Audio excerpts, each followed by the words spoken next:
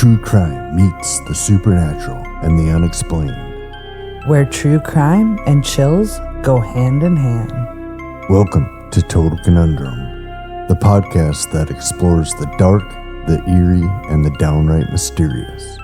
Join us as we embark on a spine-tingling journey through the mysteries that keep you up at night. We're diving deep into true crime stories, uncovering the most baffling cases, and exploring the twisted minds behind them.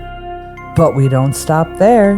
We're also exploring the paranormal, from haunted houses to cryptids and all the creepy things that go bump in the night.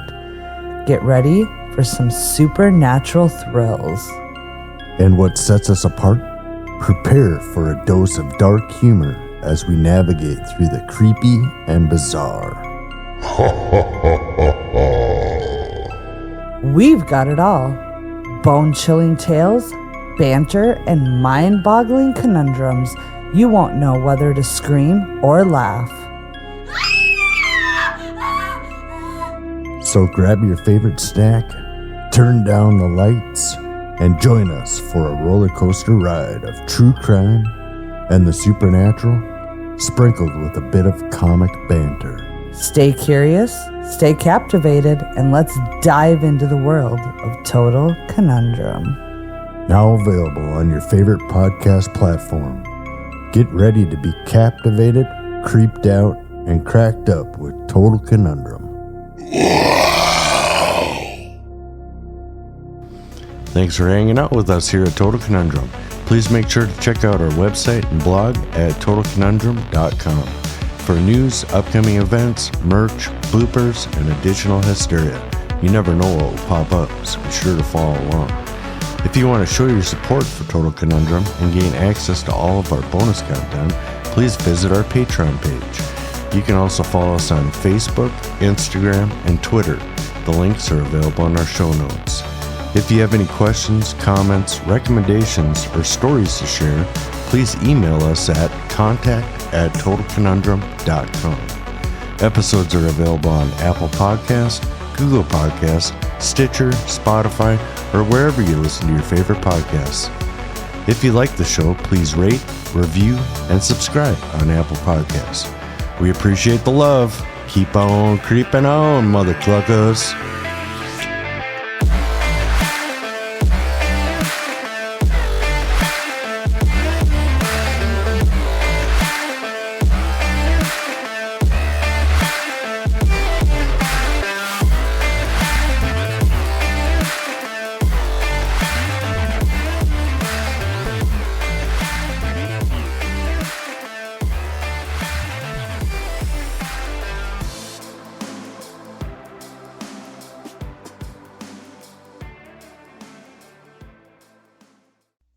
Hello, my friends, and thank you for tuning in to Weird Mythic Podcast.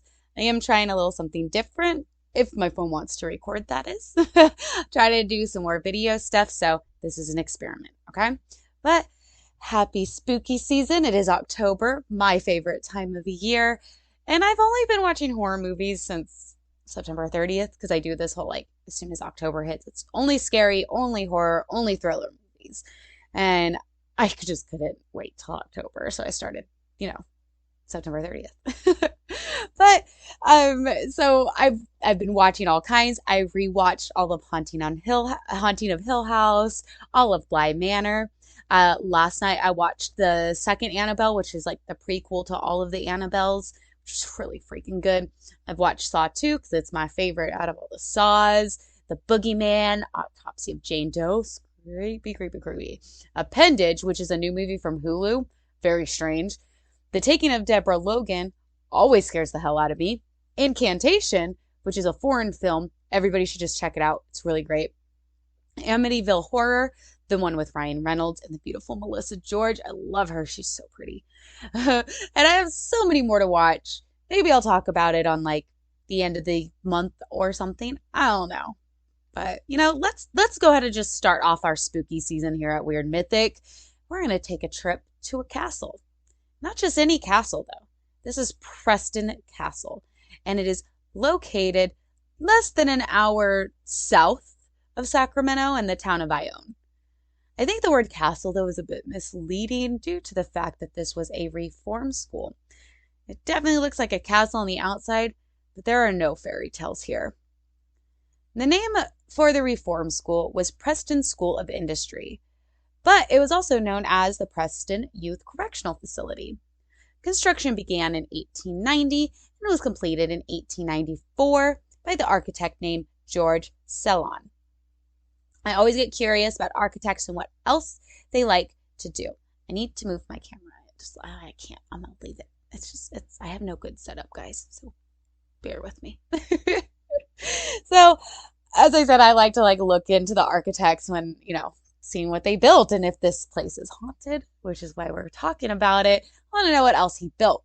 So I looked him up, and it turns out that Mr. Sellon also built the Citizen Hotel and the California State Insectary, which is a museum for insects. I didn't even know that was a thing. So freaking cool. But both of those are here in Sacramento. And I walk by the Citizen Hotel all the freaking time. He also built the high school and the fairgrounds in Colusa, California. And I grew up not less than 45 minutes from Colusa. I still have many friends and family that still live there. I would say one of his most notable constructed buildings, at least from my perspective, is the design of the few cottages that are at California Polytech in San Luis Obispo. But mainly, he built and designed schools, but I did see a couple of hospitals on his list and at least one asylum. He did a lot of centers, so people, not exactly rehabs, but centers for people that need help that are on the street or drugs or, a community center. So he built a lot of those all over Northern California in general. Obviously, if you went down to SLO and designed things over at Polytech, but he also did some stuff in Nevada County. Now, the Preston School of Industry was built on 13 acres. The bricks that were used to build the castle were made by prisoners from San Quentin and Folsom prisons, with some of the prisoners' names imprinted in them when the bricks were still cool. So when they were making them, they just do a little graffiti with their name. Preston School has 50,000 square foot building, which is the castle, and it has a basement with 4 floors. So not the basement, it has 4 floors and a basement. There's also a 3-story annex that is attached to the building, and it was meant to look like a prep school for a reason. Now, the 13 acres also includes a few cottages of their own for the wards that were of no harm to others or were actually rehabilitated could go live at the cottages instead of the dorms at the castle. The first floor of the castle was for staff offices and a huge dining room. The second floor had the staff housing and the dorms for the wards, along with a library, a reading room, classrooms, coat and hat closets, men and women's bathrooms, and a linen room. The third floor was the hospital, and that was it. That's all that was there was the hospital and infirmary. The fourth floor was originally meant for staff housing, but was only used for storage. And of course, like I said, there's a basement. No castle is perfect without a basement. This is where more dorms were for the wards, along with a multi-purpose room, more classrooms, showers, laundry room, boiler room. I did read in at least one article that the basement was a temporary or makeshift morgue for when someone died. And they had to sadly keep the body somewhere. The Preston School of Industry also had its own indoor pool. This pool was not a fun pool, though. It was full of lye. Now, what type of boys were sent here and why were they sent here? Now, the school sold itself and told its wards that this was to provide an alternative to juvenile centers, a reform school where boys would be able to be rehabilitated and go into society and be contributing to society. Now, we should keep in mind about the times that this was being built. So when Preston Castle was being designed and built in the 1890s, it was around the gold rush or right at the tail end of the gold rush in Northern California. And there was a big focus on community.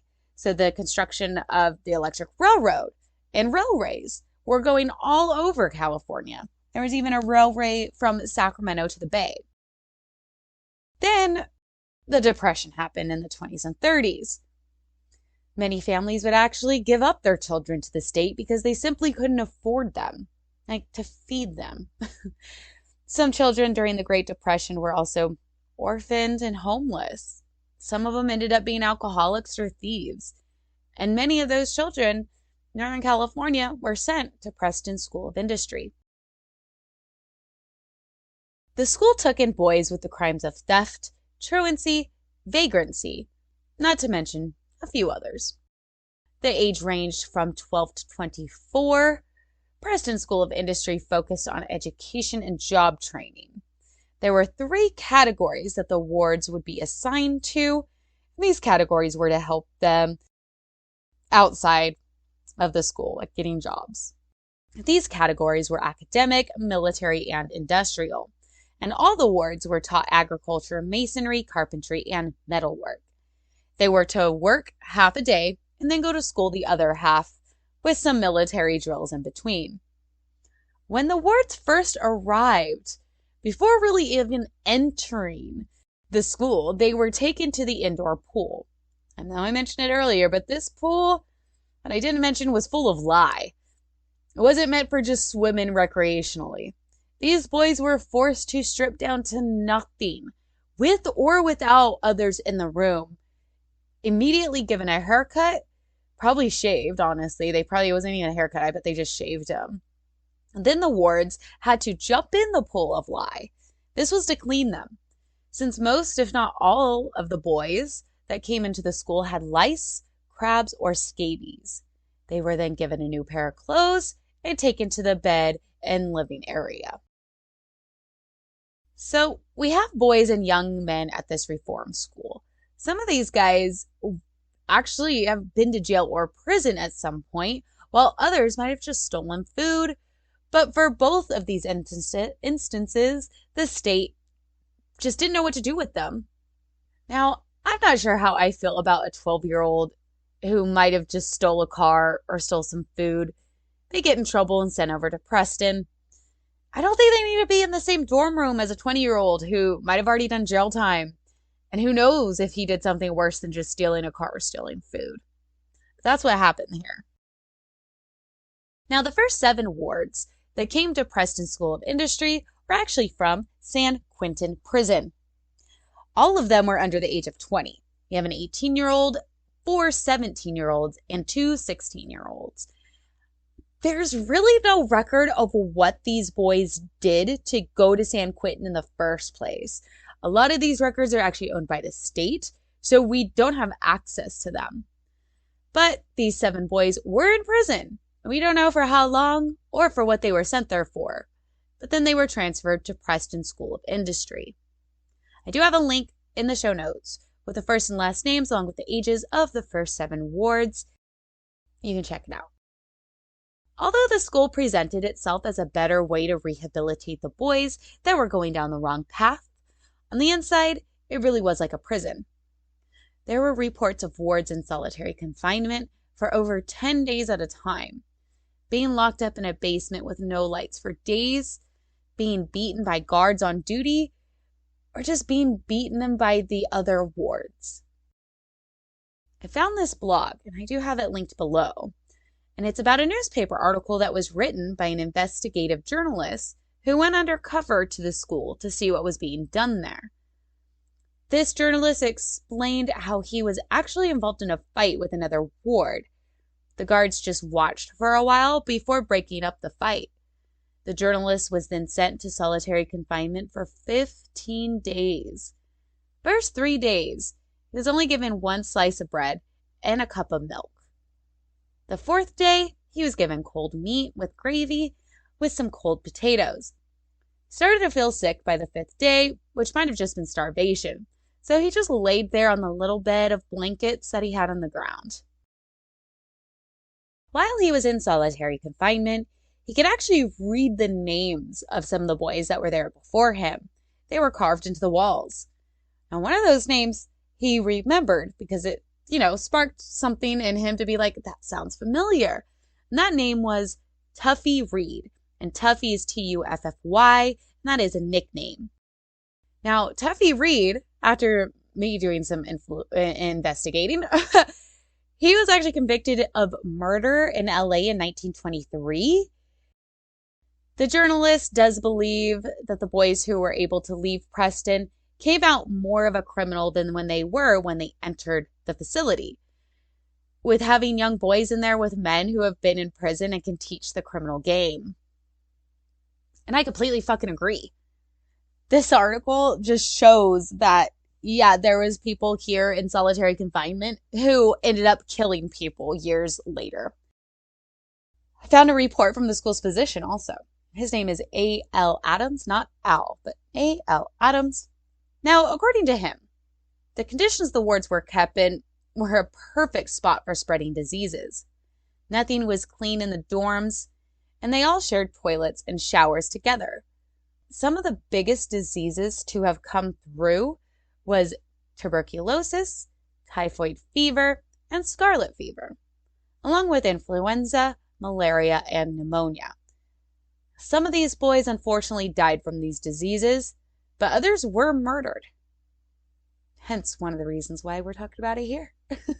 There is a cemetery on the castle grounds that holds between 18 and 23 graves. Now, I know that's weird. We don't have an exact count, but I haven't been there. I haven't been there to count them. And these are articles that I am reading, okay?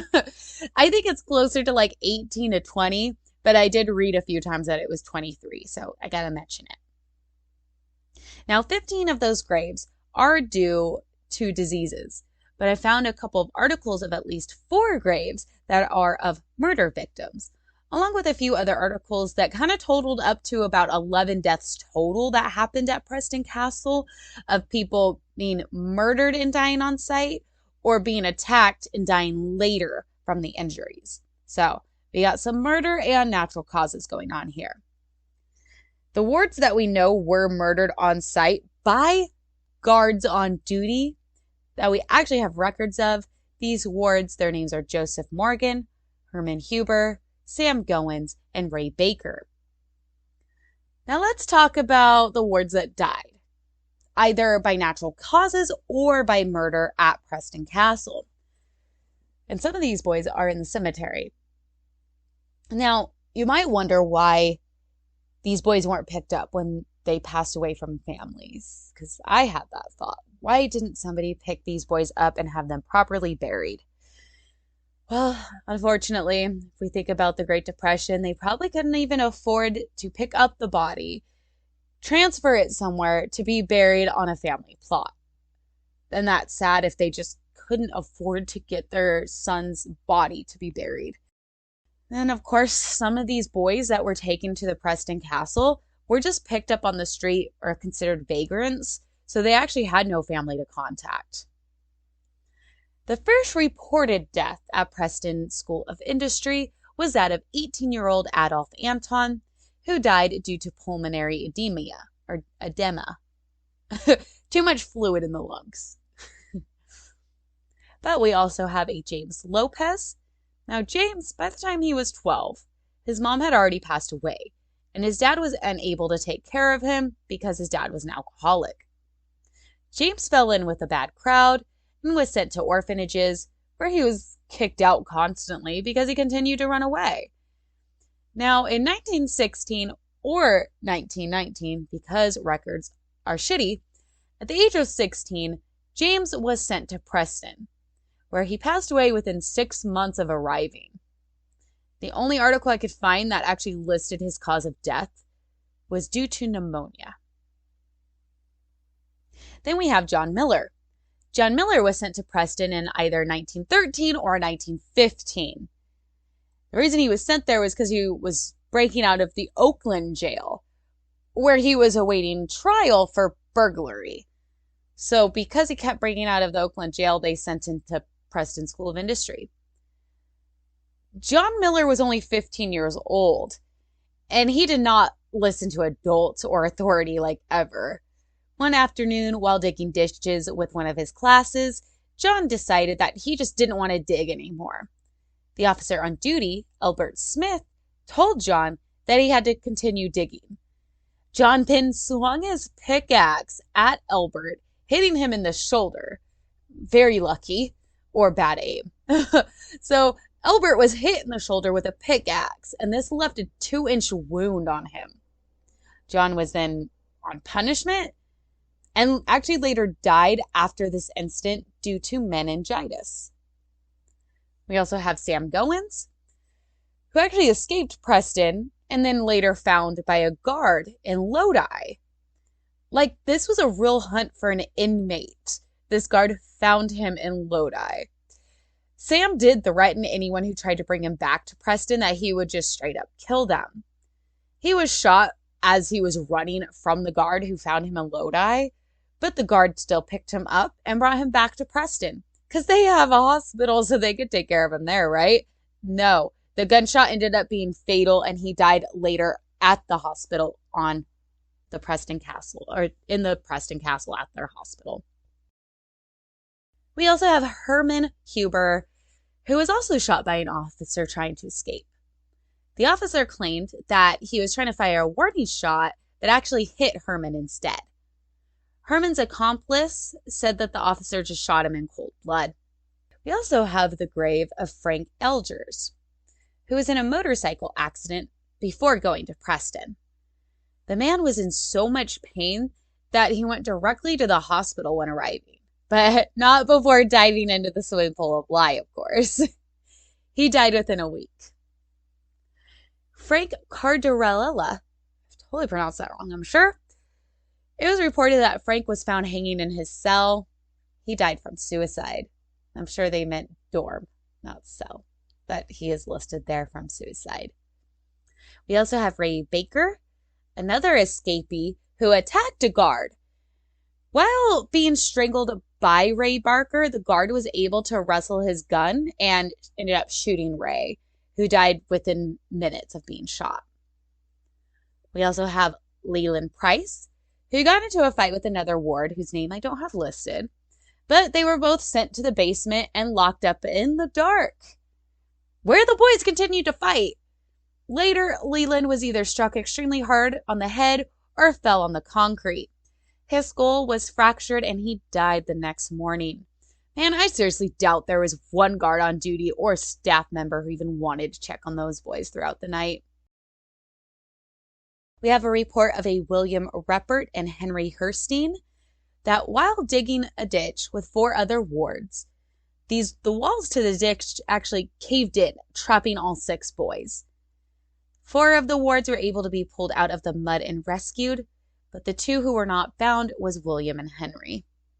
One of them, I don't have it written down, one of them is still buried at the Preston Castle Cemetery, but one of them, either William or Henry, was picked up from their family members. And actually, I don't think the lawsuit went through, but they filed a lawsuit against Preston Castle for negligence and what is that? Like wrongful death or something, like premature death or whatever, like it could have been avoided. So there was some steps being taken to hold the school responsible. There's also a report of a Tehama van. Now this boy was swimming with others at the pond, and he was not a strong swimmer, and unfortunately he drowned. But they didn't find his body till a few days later at the bottom of the pond. Now these next few deaths are just a bit different. It is of some staff members, along with an accidental visitor and someone who was a ward, but the death seems a bit off, and I'm going to start with him just because it's a little strange. So I talked about how Adolf Anton was the first reported death at Preston Castle for pneumonia. Grant Walker was the second ward to pass away at Preston. Now here's the thing. I mentioned that the ages for Preston Castle are between 12 and 24, which is just insane to me still. Now, Grant is listed as being 9 years old. But there's other articles that list Grant Walker without an age. Why the fuck was there a 9-year-old at this reform school with teenagers and adult men? We will never know. We Now, Grant is listed as dying from typhoid fever, but I found a blog that I have listed below that has a really interesting theory with some great fucking research. This blogger found a report that Anton and Grant died within 2 years of each other, or within the same 2 years of each other. And they were both listed on a report for those 2 years. Like, there was this biannual report about deaths and injuries that go on at the castle. I don't know the exact name of this report, but it states that Adolf's death was due to the pulmonary edema. And that we see in multiple other articles. But the report does state that there was another death due to intestinal ulceration without a name next to it. This blogger thinks that the intestinal ulceration death was actually Grant Walker. Now, why would this report put out the 2 deaths but have 3 different causes? Like, they have the 2 deaths with the cause, and then they have this one cause without a name. Is this some sort of weird cover-up? Was Grant Walker poisoned? We don't know, but I really like that research that blogger did. Good job. Then we are moving on to James Whiten. Jim, as he went by, was the ag teacher at Preston. One day he was attacked by 2 guards who stole his wallet and took his car. Jim was found later and then transferred to another hospital where he passed away 3 days later from the injuries. Then we have a Fred Downs. He's a 34-year-old man who was out hunting with his buddies. Shot a dove and it went into the pond on the Preston grounds. So he, does a little of a trespassing and wades on over to the water where he shot his dove. It is reported that he was only about waist deep when he all of a sudden went underwater. Now, his buddies didn't know how to swim, so they didn't even try to go into the water, even if it was waist deep. But they did find a guard. The guard was able to go into the water and pull out Fred's body. Unfortunately, it was too late. He had drowned.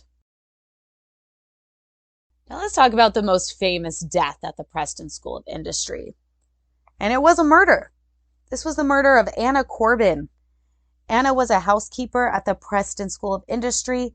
She was found on February 23rd, 1950, bludgeoned to death. And I'm not just saying bludgeoned because I hardly ever get to use that word, but in every motherfucking article I read, it was that Anna was bludgeoned to death. She was found in the basement in a half-seated position with carpets covering her. Her injuries showed that she was strangled before she was bludgeoned, and her cause of death was a skull fracture due to her head hitting the concrete floor. Some reports said that she had a rope around her neck when she was found. Others just say that she was strangled. Now, there was a lot of suspects at first, but none of them went to trial for Anna's murder except for a Eugene Monroe. He was the first suspect and sent to trial 3 times for Anna's murder, but the first 2 ended in a hung jury, and the 3rd ended with him being acquitted. There just wasn't enough evidence to say that he did it. Now, Anna Corbin's death is still unsolved. I was really curious to know who this Eugene Monroe guy was, since he was the only one named out of all the suspects. Turns out Eugene continued to be, a bad person when he left Preston, because he was later sent to prison and convicted for murder in Oklahoma. Anna Corbin is said to be the one spirit that people always see or hear at the Preston Castle. Now, some notable others that stayed at the Preston School of Industry was Merrill Haggard, who is a country singer. Look him up.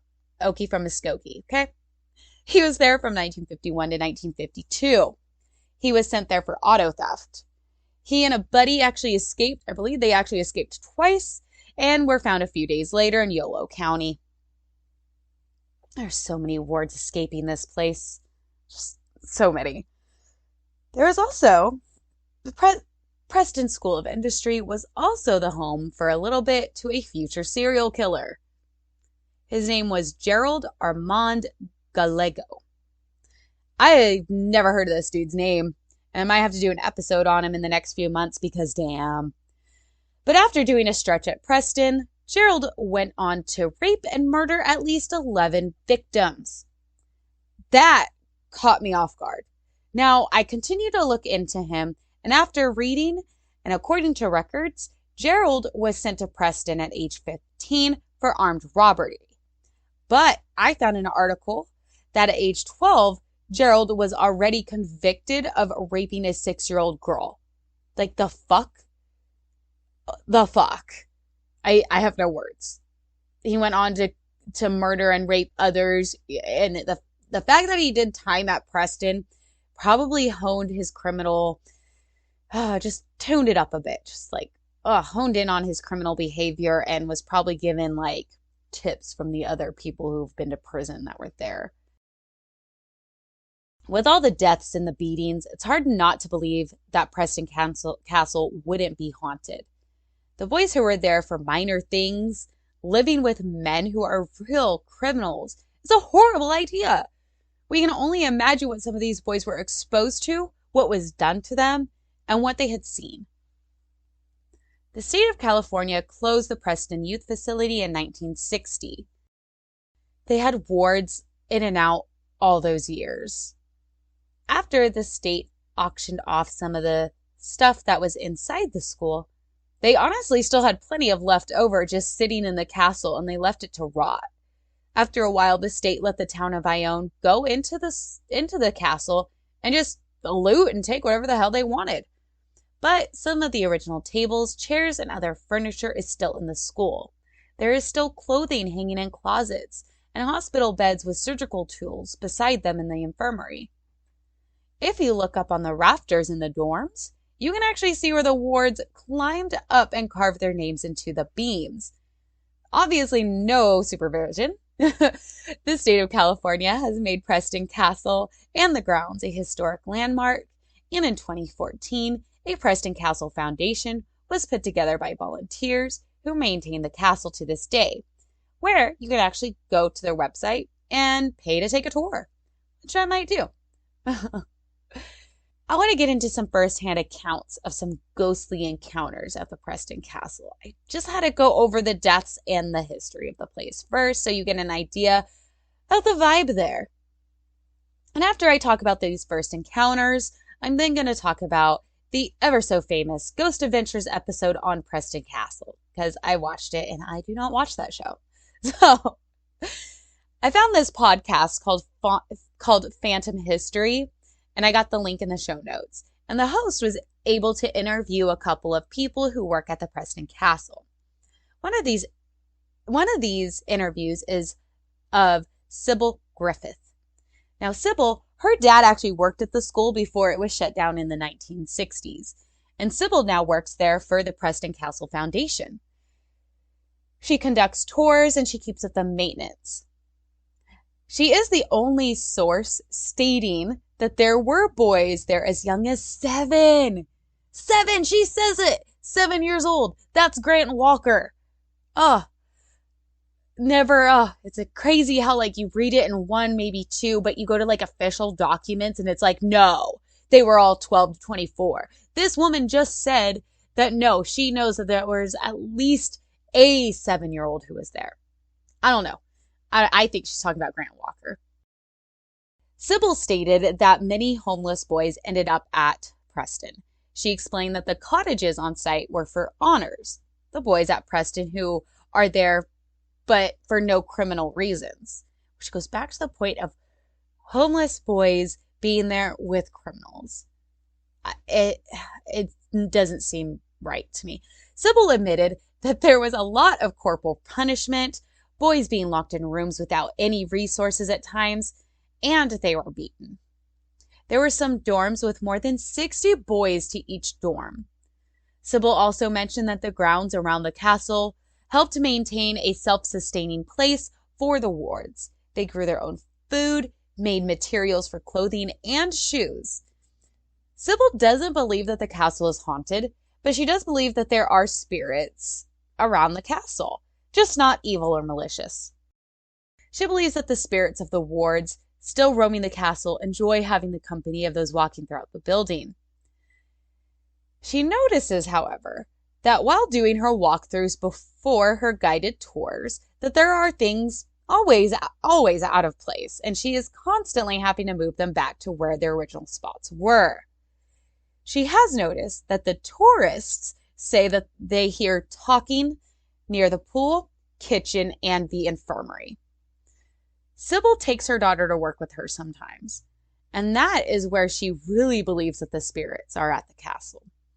Now, her daughter will talk and laugh to just the air, like nothing at the castle, smiling and laughing, having conversations without anyone there. She does say that her daughter only does this at the castle. She doesn't do it at her home. She doesn't do it when they go out in public. But when they're at the castle, she always catches her daughter just kind of looking off into nothing and seeming to have conversations or laughing at something. Something that Sybil does hear, though, is many footsteps when no one is around her. And she does feel warm spots in random areas throughout the castle. Sybil had one experience where she was only with 3 other people, giving like a private tour of the castle. When all of them were in the dining hall, they could hear real heavy footsteps coming down the hallway towards them. They all look behind them down the hallway, and there's no one there. It's just the 3 of them. She also explains that the people who work there do stage some of the rooms at the Preston Castle so that it just resembles the rooms of how they would look back in the day. They use the furniture that was left behind, but the employees and volunteers also bring like either personal items or stuff they find to stage the rooms to make them look like they're being lived in. Sybil was staging a room, and a friend of hers had an old music box from the 1920s that she thought would work great for the rooms that she was staging. Sybil was able to get the music box and place it in one of the rooms. Now, this music box, according to Sybil, that she got from her friend told her that it has never worked, that she had taken it to many professionals to be fixed and it just refused to play. Well, after Sybil placed this music box into one of her rooms, all of a sudden it started to play. And it still does, but it seems to only play in that room. She also talks about how there was this family. Well, a lot of families come by the Preston School of Industry or the Preston Castle just because they had a family member who was there. They want to get to know what it was like. So there was this one family that came to her for a tour, and they let her know that they would like to find or collect some stuff from their late family member that was from the Preston Castle. Now, Sybil takes them on a tour, and she's talking about the school and whatnot, and ends up taking the family over to the museum that they have on the first floor, and takes them to the library, where there is one journal from the castle. And in this journal, there are also pictures. This one journal that was on display just so happened to be displaying a picture of that family's loved one. And the family was just like so grateful to Sybil, telling her, "Thank you for setting that up. I can't believe you actually found something that shows that he was here." And Sybil was like, "Thank you, but this was not on purpose. This was like already here plenty of time before you arrived. I'm just glad that you saw that." So that's a little interesting and really cool. Now, these journals that I mentioned, there are 4 journals total, and I kept reading about these journals, but I can't find anything really about them. But apparently there's 4 journals altogether. 3 of those journals are archived and not available to the public, while that one is at Preston Castle.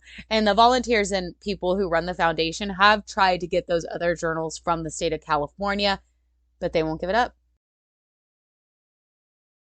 Another volunteer that he interviewed who turned employee for the Preston Castle Foundation is Connie Brenner.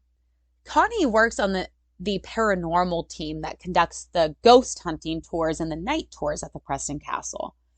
Her first night at Preston was as a guest, and she witnessed a full-body apparition her first night there walking down the hallway on the first floor. It did look like somebody was very tall and just dressed in all white. So maybe it was a doctor. There's also the story from a Sally and Jackie, who stayed at the Preston Castle as a ghost hunter. Now, this wasn't part of that podcast. This was just one of those videos that I found online.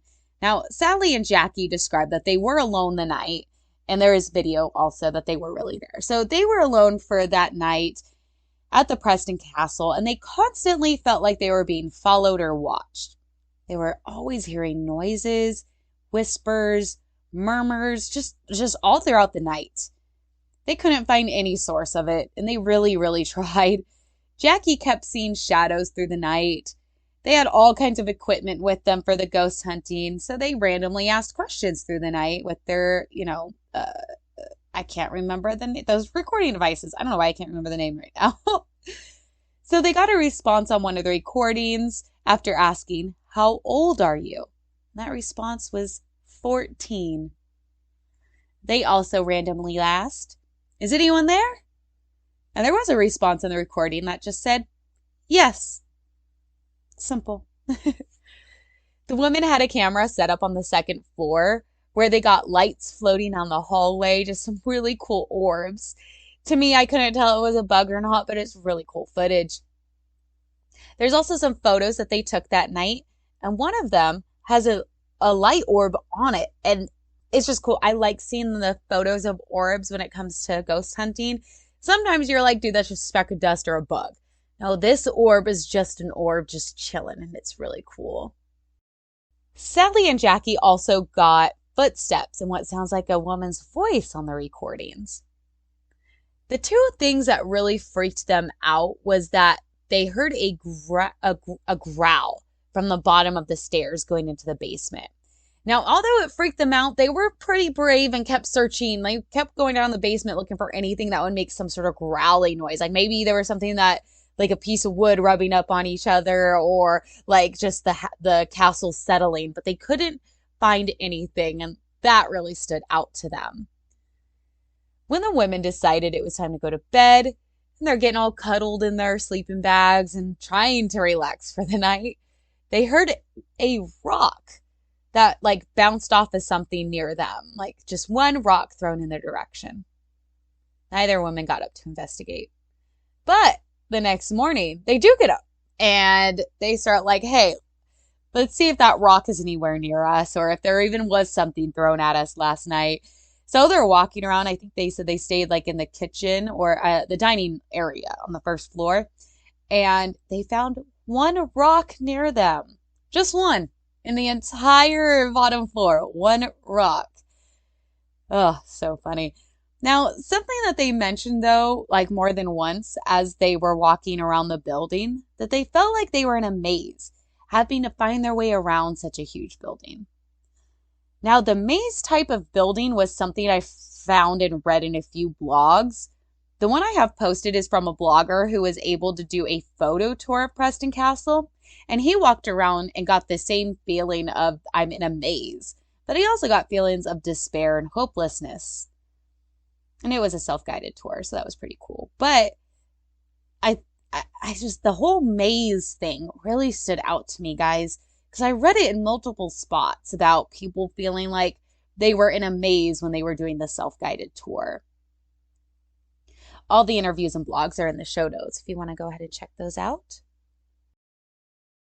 And as I was doing research on the Preston School, I kept coming across people talking about ghost adventures and how Zach Baggins might have been possessed.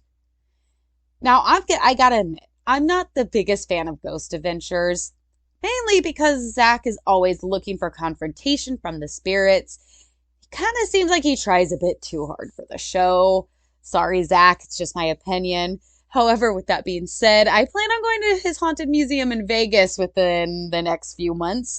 So even though I don't like your show, Zach, I am down for all the hauntings that you go look into. It's just not my type of TV show. So season 2 premiere of Ghost Adventures. Zach and the gang go to Preston Castle. They really did get really good footage and audio from the visit. There's so many voices responding to their questions on the recordings. They mention how many different smells there are between the rooms. just so many voices that it is proof to me that there is some sort of energy going on at Preston. One of the cameras pointing down the hall looks like there is something in the frame, like down on the far end, just for a few moments, and it sort of disappears. But Zach and them actually didn't mention anything about that. This is just something that I noticed when I was watching the episode. There is, however, a really good video that they got of an orb. Actually, a few orbs that I can't explain. It's just so cool to watch them. But then there are noises, and at one point, a high-pitched scream. The guys kind of freak out over the scream because it's audio to them. It's not just on the recording. Now, to me, the scream honestly sounded like a bat, and there are bats at the castle. So I was like, that was just a bat. You guys are looking to get scared. And there is one point where the guy holding the camera says that something scratched his leg. But when they show the scratches and he's talking about how it feels, my opinion is that he could have done it himself. I'm just saying it's my opinion. I wasn't there. But just looking at like how the scratches were and how the whole thing with the scratches went down, I'm like, I think that part was staged. Now, the thing I kept reading about, though, was that Zach was possessed. And they got it on camera. The experience that we as an audience get to watch is very, very strange. The whole start of the episode is pretty basic. Zach going along like, come at me, ghost. I'm the new warden here. I'm the new guard. Come over and talk to me. Like, he's really provoking them. They start to go into the basement at one point because they want to film some audio and video of where Anna was murdered. And when he starts to feel a little uneasy in the basement, Zach starts to cry. And the two guys that are with him, and I'm sorry I don't remember your names, but they're even like talking like, is Zach okay? Zach, are you okay? Like, and he's like, yeah. But you could see his face. Like, he is starting to tear up and cry. So Zach then like leaves the basement without saying a word to the other two guys and just walks out and actually goes directly to Anna's room. So the other two follow. And while in Anna's room, the other two start asking Zach, again, hey, are you okay? And you could see them like giving each other glances like something's up with Zach. And they even tell him like, Zach, you're acting a bit off. Zach then says that Anna wanted him in her room with the flowers because there was flowers down by where she passed away and she wanted the flowers in her room. So that's what he did. He had the one guy go get the flowers and bring them back. So Zach seems a bit distracted at times while they're trying to talk to him. And he does have this just very odd glaze over his eyes, like he's tired or just woke up. Now, what's cool is that there is footage of a very small orb that floats right into Zach, like his head, and then disappears. He does kind of like murmur and talk to himself a bit, and then like gets this strange like smile on his face and kind of starts to sing as he leaves the room. They just kind of go out their day and just kind of follow Zach around till the next day where they bring out, all the footage and whatnot. Now, Zach 100% believed that he was possessed by the ghost of Anna Corbin. I don't know if I believe that he was possessed or not. It seems very off. Like he seemed very off and he was acting out of character. So if I happen to see you, Zach Baggins, at the Haunted Museum next year, I will definitely ask you about that. If you could give me some insight, that would be great. So is the Preston Castle, the former School of Industry, this place to help rehabilitate young boys and men, is this place actually haunted? I would say, yeah, if not haunted in the malicious way, then it's just some spirits hanging out. All the horrible things that these boys were exposed to while there, the experiences of being beaten, neglected, and most of all, the feeling of abandonment these boys must have felt are just felt and still in the walls of this castle. The deaths just add to that. this residual type of haunting that just goes on. Murders and cover-ups make those spirits more restless, and they probably seek the attention of those who come and go throughout, this place that they lived at, kind of their former prison. If anybody has actually been to the Preston Castle, please send me your experiences. If you have anything like of note, if you just go there and visit the architecture, I'm going to go there and look at that. I'm not going for ghost hunting. I just want to go there because it's a pretty building. But if anybody has their own experiences, please send them my way. I will gladly share them on the show. Let me know in the comments or send me an email to weirdmythicpodcast@gmail.com. As I said, I plan on going there at some point in the future. So if I have an experience, I'll update you guys. I am going to need to find another haunting or an exorcism for this next episode because it is all spooky everything for October. But in the meantime, go to all my social medias. Send me all your thoughts and feedback about this episode, about the show, about Preston Castle mainly. If you have a haunt or exorcism you'd like me to cover for this month, let me know. All my social medias are Weird Mythic Podcast on Twitter, Weird Mythic Podcast on Instagram, and don't forget to go to my link tree to the merch store. And if you had noticed at the beginning of the episode, I had a promo from Total Conundrum. Go ahead and listen to them. They are hilarious, have great research, and it's like I'm sitting there having coffee or a beer with some friends when I listen to them. So check out Total Conundrum. I also have their link in the show notes. But please go to Weird Mythic Podcast on YouTube, Weird Mythic Podcast on TikTok, and send me your encounters, your stories to weirdmythicpodcast@gmail.com. Bye.